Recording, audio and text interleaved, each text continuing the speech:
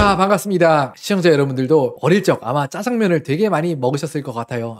그 시절 우리의 소울푸드죠. 3,000원이면 우리 집까지 바로 배달되어 주시고 단무지에 달달하고도 고소한 이게 춘장 소스에 듬뿍 버무려진 짜장면. 그런데 어느새 요즘엔 짜장면 저나 주위 분들이나 물어보면 잘 안 찾게 된다, 안 먹게 된다 이야기를 많이 하시는 것 같습니다. 실제로 좀 생각을 해보면 요즘 맛있는 중국집 또 짜장면 한 그릇 찾아 먹기가 너무 어렵다 그런 말씀을 많이 하시죠. 그런데 한편에선 이렇게도 말씀하세요. 야, 옛날 짜장면이 맛있었다고? 너네들 그거 다 추억 보정이야. 과거 미화야. 요즘에 맛있는 것들이 그냥 너무 많기 때문에 옛날에 그 맛있었던 짜장면이 좀 덜 맛있어진 거라고 난 생각해 라고 말씀하시는 분들도 계시고요. 또 한편으로는 짜장면, 볶음밥, 탕수육 진짜 맛없어졌어. 중국집 옛날만 못해 라고 하시는 분들 많이 계시죠. 제 개인적인 생각입니다. 맛집 찾아가면 그래도 아직도 볶음밥, 짜장면 진짜 맛있는 데들이 있더라고요. 주위에서 맛있는 중국집들이 좀 사라진 게 아닌가 하는 생각이 들고요. 또 옛날에 한 10년 전, 15년 전에 보면 친구들하고 이걸로 되게 많이 싸웠었죠. 야, 볶음밥 계란후라이 딱 얹어주고 짜장 올려놓고 이게 진짜 대박이지 라고 하시는 분들이 있었는데, 또 한편은 야, 볶음밥은 그냥 딱 볶음밥만 있어야지 그럼 짜장밥 아니냐 막 이렇게 하던 말싸움 하던 게 생각이 나는데, 야, 10년 15년이 지나니까 그때가 선녀였다. 요즘은 볶음밥 어떻게 배달이 오시는지 아시나요? 그냥 맨밥에다가 짜장 소스 언제 붙였는지도 모르는 계란 후라이. 또 두 번째는 아유, 이게 뭐예요? 볶지도 않는 밥인데 게다가 흑미야. 야, 진짜 도를 지나친 거 아니냐? 이런 이야기가 또 호응을 얻고 있죠. 옛날에는 짜파게티보다 짜장면이 더 맛있어서 짜장면 먹고 싶을 때 대용으로 먹는 게 짜파게티였는데, 요즘은 짜장면보다 짜파게티가 더 맛있다 이야기가 되게 호응을 얻고 있습니다. 왜 중국집이 사라졌냐? 옛날엔 진짜 괜찮은 가격에 짜장면 한 그릇 맛있는 점심은 뚝딱 해결이었고, 주말에 아니면 또 좋은 날에 생일에 짜장면, 짬뽕, 탕수육이면 그날은 진짜 저녁 그냥 파티하는 거야. 진짜 행복했죠. 왜 잘하는 중국집이 사라졌냐? 여러 가지 이유가 있겠지만 제 흑우 그냥 개인적인 생각입니다. 이렇게 생각을 합니다. 중식당 조리는 매우 고된 일인데 또 누가 하냐에 따라서 결과물이 굉장히 많이 차이가 날 수 있죠. 한때 이런 전국의 중식당집을 책임지셨던 전설적인 그런 화교 중식 요리사들이 대거 세대가 교체돼서가 이유가 아닌가 처음으로 좀 생각을 해보고요. 한번 방송에서 이렇게 말씀하신 적이 있습니다. 이연복 셰프가 중식당에 처음 취직을 하고 일을 배웠을 때 배달부를 시작을 했고 월급을 3,000원을 받았다. 진짜 요즘 같을 땐 존재할 수 없는 열정이다, 그죠? 요즘엔 불 앞에 서서 하루 종일 이렇게 볶고 하시는 일이 워낙 못되시다 보니까 많이 하려는 분들이 없잖아요. 그러다 보니까 최근에 어떤 일이 일어나고 있냐면, 서울에서 숙련된 중식 주방장을 구하기 위해선 월급을 450만 원부터 최소로 생각하라는 말들이 있다고 합니다. 야, 월급 450만 원이면 웬만한 대기업 연봉 월급보다도 더 높지 않나요? 또 한편으로 진짜 이것도 많은 분들이 말씀하시는 이유론, 요즘에 중국집들이 배달시대 문법에 맞게 변해버렸다. 빠르게 가고 또 많이 만들고 이런 중국집 배달 시대에 맞추다 보니까 중국집에 기대할 수 있는 저점이 확 내려가고 평균도 확 내려갔다, 이렇게 말씀을 많이 하시죠. 이런 생각이 듭니다. 중식당만큼은 홀 장사에 전통을 고수하면서 또 배달도 살짝살짝 들어가고 아니면 또 홀 장사 위주로 손님들을 받고 하면 안 됐냐 하는 아쉬움이 좀 들기 마련인데요. 아쉽게도 요즘에 인구 동향을 보면 그런 시장의 변화가 이해가 가기는 합니다. 최근에 어떤 일들이 일어나고 있냐? 배달앱의 순결제 추정 금액이 미친 듯이 다시 전 고점을 갱신하고 올라가고 있습니다. 한 3, 4년 전만 하더라도 야, 배달 왜 시켜 먹어? 배달비 3,000원 내라고 미쳤어? 그냥 가서 포장하고 말지, 먹고 오고 말지 라고 말씀하셨던 분들이 굉장히 많으셨는데, 코로나를 기점으로 나갈 수가 없다 보니까 배달 결제 금액이 싹 올랐고요. 그리고 한동안 밖으로 나가서 식사하고 그러신 분들이 야, 배달 먹는 게 한번 경험해보니까 너무 편해. 실시간으로 계속해서 역대급 고점을 갱신하고 있다고 합니다. 실제로 주요 배달 앱들의 사용자 수를 확인을 해보면 배달의 민족 월간 사용자 수 추이를 최고를 찍고 있다고 하고, 쿠팡 이츠도 마찬가지입니다. 그러다 보니까 배달 시대에 중국집은 어떻게 변했냐면 정말 모든 게 바뀌었다고 해요. 배달 중국집 사장님의 인터뷰가 있어서 가져와 봤습니다. 예전에 비해서 중국집을 운영하는 모든 비용 규모가 엄청나게 늘어났어요. 인건비 비중도 켜졌고요. 결정적으로 예전엔 없던 배달앱, 배달료가 엄청 많이 뜯겨요. 저희 이제 뉴스 기사 보도에 봐서 잘 알죠. 3만원짜리 배달이 있으면 거의 3분의 1은 배달앱에서 또 배달원분들과 나눠 가지고 있다 보니까 이게 부담이 진짜 엄청날 것 같다. 그렇기 때문에 가게 운영 수지를 맞추려면 예전보다 똑같은 돈을 벌려고 해도 5배, 6배를 더 만들어야 팔기 때문에 정성을 예전만큼 드릴 수가 없다. 그렇기 때문에 예전에 동네 음식점들 2, 30그릇만 팔아도 그냥 먹고 사셨다. 근데 요즘은 그게 100그릇, 200그릇을 팔아야 올라간 임대료, 인건비, 수도, 전기, 가스비들이 충당이 가능하다라고 말씀하십니다. 근데 소비자 입장에선 이런 생각이 들죠. 같은 정성을 들이기 어렵다고? 이런 생각이 드는 이유가, 옛날에 짜장면은 3,000원이면 단무지까지 한 그릇을 온전하게 배달해 줬었는데 뉴스 기사에는 6,900원이라고 되어 있는데, 제가 봤을 때는 중식당 만원, 12,000원 하는 데가 많던데, 만원 미만도 찾아볼 수가 없던데, 9,000원 미만도. 옛날보다 거의 3배, 4배 비싸졌는데 100그릇, 200그릇 팔아야 옛날과 비슷하게 남는다고? 말이 돼? 라고 생각할 수 있지만, 아니 가격이 3배, 4배 올랐는데 정성이 안 들어갈 수밖에 없다? 여러분들은 좀 이해가 되는 대목입니까? 이분들이 생기셨죠. 배달의 민족, 요기요, 쿠팡, 영업이익 6,400억, 모기업에 5,400억 환원. 중간에 이렇게 크게 가져가시는 분들이 있으니까 소비자들은 비싸게 먹어야 될 수밖에 없고 만드시는 분들은 5배 더 많이 일해야 겨우 옛날과 똑같이 번다.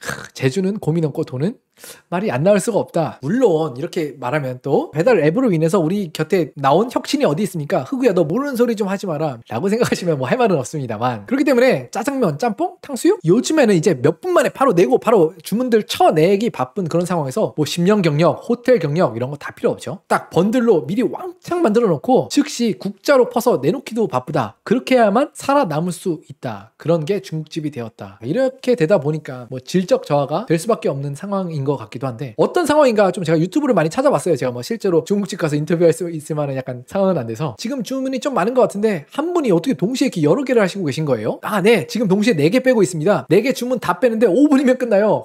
아니 옛날 중국집 하면 약간 볶음밥도 실제로 이렇게 큰 냄비로 착착착착착 하면서, 짜장면도 뭐 숯하면 하면서 아니면 기계를 뽑는다고 하더라도 그 즉석에서 약간 손으로 약간 뽑고 막 이런 맛이 있어야 되는데, 짬뽕 같은 경우에도 저희가 이렇게 베이스를 이렇게 많이 만들어놔요. 그냥 주문 들어오면 다대기를 퍼서 그냥 팍팍 넣고요. 짬뽕 면 넣으면 딱 끝입니다. 2분 만에 주문 쳐낼 수 있습니다. 이러니까 이제 옛날 맛이 안 나지.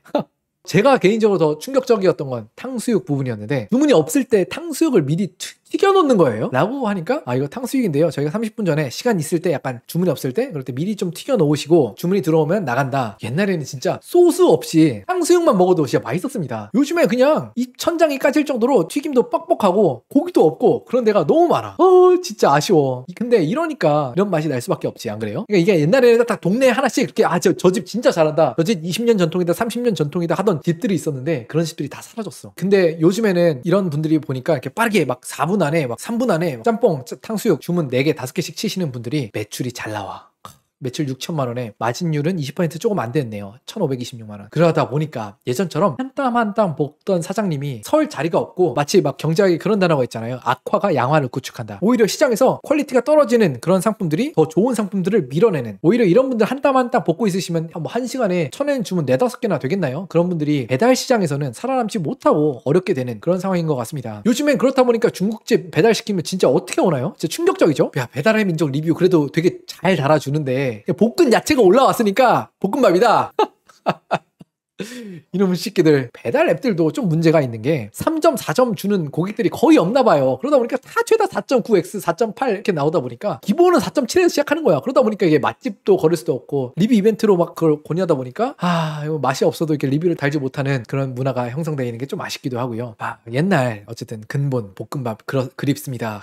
요즘에는 진짜 이런 중식당 네이버에서 딱 마음 먹고 찾아가야 하고 찍어서 뭐 그런 상황인 것 같지요. 많이들 말씀하시는 게 이 중국집 저점이 진짜 많이 내려갔다. 배달 안 하는 찐 중국집, 옛날 중국집을 가야 한다. 많은 분들이 아마 공감하시는 게 동네에 있었던 그런 옛날부터 막 30년, 40년 된 중국집들이 많이 사라졌다 말씀을 많이 하시는데, 왜 이런 일들이 있었을까요? 이런 데들이 가면은 약간 이렇게 주방장 아니면 약간 사장님들이 막 중국어로 대화하는 화교분들이 굉장히 많았는데, 한 시대를 풍미했던 화교, 중식 요리사들이 대거 세계가 교체되었다고 합니다. 서울에서는 사실 중국집이라고 하면 어디를 얘기를 많이 합니까? 서울 중식당 1번지 연희동이라고 얘기를 많이 하는데, 여기가 다름 아닌 전통적으로 화교분들이 많이 사는 주거지이죠. 화교분들에 대한 재밌는 옛날 이야기를 같이 하자면, 자, 50년 전, 60년 전부터 한국이 되게 정치적으로 혼란한 시절이 많았죠. 공교롭게도 굉장히 통일된 정책이 하나가 있었습니다. 뭔지 아시나요? 초기에 있는 대통령 선생님들이 대대로 무지막지하게 화교를 억제했다고 해요. 아니 그냥 화교분들도 한국에서 터 잡아서 살면 뭐 한국인들 되시는 거 아니냐, 왜 그렇게 억제를 했냐 라고 생각을 하실 수 있겠지만, 이분들은 화교가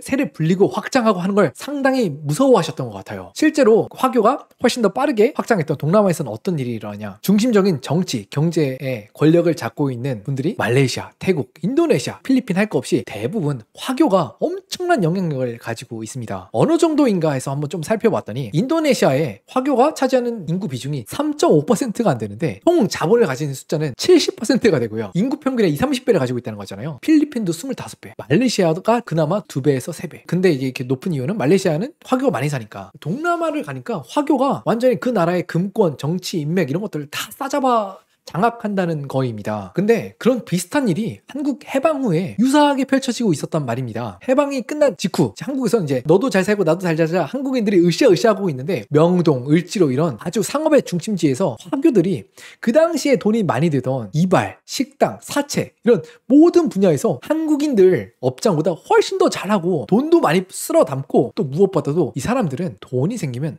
부동산, 금으로 바꿔 놓았다고 합니다. 그러다 보니까 해방 직후에 어떤 일이 있었냐. 소공동, 시청 근처 소공동에서 멀지 않은 곳이라고 하는데 해방 후에 최고급 식당이 아서원이라는 곳이 있었는데 이런 것들이 화교분들이 부동산을 소유하고 떵떵거리면서 사신다는 겁니다. 그러다 보니까 야 우리나라 초기 대통령님들이 화교분들한테 진짜 말도 안 되는 정책 와 이거 인간적으로 말이 되라고 지금으로서는 생각되는 정책들을 밀어붙이셨어요. 어떤 정책들이 있었냐. 1961년 외국인 토지법을 제정해서 외국인이 50평 이상 되는 사업장 200평 이상 되는 주택을 소유를 금지하겠다. 야 이게 말이 되나요? 해방 후에 한국의 최고급 식당이었던 아서원도 롯데에 강제로 매각이 돼서 그 자리에 롯데호텔이 들어서게 되고요. 이렇게 가게를 열고 큰 주택을 사는 거를 막다 보니까 어떤 선택을 하셨는지 아십니까? 이분들의 놀라운 선택. 사업장을 열지 말라고? 우린 그럼 부동산 필요 없는 사채 시장으로 갈 거야. 그래서 한국에 있는 기업가들한테 돈을 빌려주는 명동의 사채 시장의 큰 손이 되었다고 합니다. 그런데 그 당시에 한국에 제대로 된 은행들이 없었다고 하죠. 그리고 70년대에 어떤 일이 있었습니까? 그때 오일 쇼크가 나와서 국내 물가가 엄청나게 오릅니다. 무려 24%, 55%까지 올랐다고 하는데 아니 물가가 25%씩 오르면 은행 기준금리는 도대체 얼마를 받았다는 거야? 당연히 물가 상승보다 더 많이 받는 게 은행 금리잖아요. 한국은행이 제정한 거 기준금리는 뭐 한 28%, 30% 됐을 거고 은행이 돈을 빌려주는 돈은 한 40% 됐을 거고 그 당시에 사채 시장은 금리가 몇 %였는지 아시나요? 60% 가까이가 되었다고 합니다. 지금 생각해보면 이상하잖아. 아니 왜 비싼 곳 명동 사채 시장을 가? 라고 생각하실 수 있겠지만 그때는 거의 우리나라 시중은행 규모가 너무 작았기 때문에 돈을 원하는 만큼 빌릴 수가 없었대요. 그래서 이렇게 비싼 이자를 주고 돈을 기업가들이 빌릴 수가 없었다고 합니다. 그런데 이게 이자가 이렇게 많이 올라가니까 화교들은 사채를 빌리고 빚을 갚지 못해서 한국인들의 땅이나 아니면 재산, 가옥 같은 게 모조리 다 화교분들한테 쭉 빨려 들어갔다고 합니다. 심지어는 어느 정도였냐. 이 당시에 삼성, LG, 현대 큰 거대 기업을 하시는 분들도 사채 이자 부담으로 부채 비율이 확 올라가서 부실 기업으로 분류가 됐다고 합니다. 그때 당시 대통령 하셨던 분이 계시죠. 긴급조치 15호를 발표를 합니다. 모든 기업 사채를 동결한다. 그 내용이 뭐였냐면 사채업체들은 일주일 안에 너네가 빌려준 기업 채권에 대한 모든 규모와 자금 출처를 상세히 설명하라. 근데 출처를 너네 정확히 못 대? 어디서 돈 벌었는지 못 대? 너네 그럼 그 돈 못 받아? 막 이렇게 이야기를 했습니다. 부당한 방법으로 자금을 취득한 사람들이 당시에는 굉장히 많았나 봐요. 그리고 상당수의 사채업자들은 이걸 설명하지 못했다고 합니다. 기업들 입장에서 너무 개꿀이었던 게 사채업자가 신고 안 한 돈은 안 갚아도 된다. 이렇게 신고한 금액도 60% 그 금리가 아니라 그냥 연 16% 이자에 3년에서 5년 정도 나눠서 갚으면 된다. 근데 기업 입장에서 완전히 논한 약간 상황이었고 기업들이 다시 쭉쭉쭉쭉 잘 치고 나가다 보니까 이렇게 오일 쇼크가 왔던 때에도 한국이 그 다음에 성장률 10%, 15%를 찍으면서 다시 위험에서 탈출했다고 하죠. 그런데 어찌되었든 화교한테는 연이어서 위기의 연속이었습니다. 그 당시에 시청 앞을 나가면 소공동에 딱 앞에 나가면 지금으로서는 상상하기 어렵지만 이렇게 큰 차이나타운이 있었다고 해요. 그런데 또 정부에서는 이걸 싹 밀어서 땅을 헐값에 우리나라 기업들한테 넘겨서 완전히 이 일대를 재개발을 했다고 해요. 그래서 이제는 지금 보면 롯데호텔 아니면 각종 뭐 조선호텔, 좋은 오피스 건물들 이런 것들이 쫙 들어왔다고 하는데 10년, 20년에 걸쳐서 우리나라에 있는 화교분들은 50평 이상의 사업도 못해 그나마 모은 돈은 이제 정부가 다 뺏어가. 이러다 보니까 수많은 국내 화교들이 대만으로 떠나고 미국으로 떠나고 했다고 하는데 한 20-30% 남은 화교분들은 원래 소공동에 많이 계시다가 연희동으로 이사를 많이 했다고 합니다. 그러니까 요즘에도 아직도 보면 화교 학교분들이 있고 중국집으로 이름을 날리는 약간 식당들이 연희동에 바로 위치를 많이 해 있죠. 그리고 50평 이상에 되는 사업장을 못 하다 보니까 49평의 제한을 찾아서 할 수 있는 최고의 비즈니스 생업을 할 수 있었던 게 이분들한텐 중국집이었다는 겁니다. 그래서 이분들은 옛날에 그 어려운 중국집 어려움에도 불구하고 헌신해서 맛 좋고 값싼 그런 중국집 짜장면 그런 식당들을 많이 선사할 수 있었다. 그런데 이제 시간이 많이 지나서 또 영원한 게 없다. 그죠? 이런 전설의 화교 중식 요리사들이 대거 세대에 교체가 되고 고된 중식 요리를 제대로 한 인재가 이제는 많지 않다. 아무리 그래도 이런 걸 먹고 싶은 생각은 잘 안 드는데 그러다 보니까 배달 중국집 그런 것들을 좀 손이 덜 가게 되는 것 같아요. 좀 돈을 좀 더 주더라도 좀 특별한 날 이런 볶음밥, 탕수육 이런 게 먹고 싶은데 이런 중국집들이 앞으로 사라지지 않고 잘 돼서 살아나왔으면 좋겠습니다. 여러분들은 최근 중식당 음식 맛이 예전 같지 않다고 하는데 그거에 대해서 좀 어떻게 생각하시나요?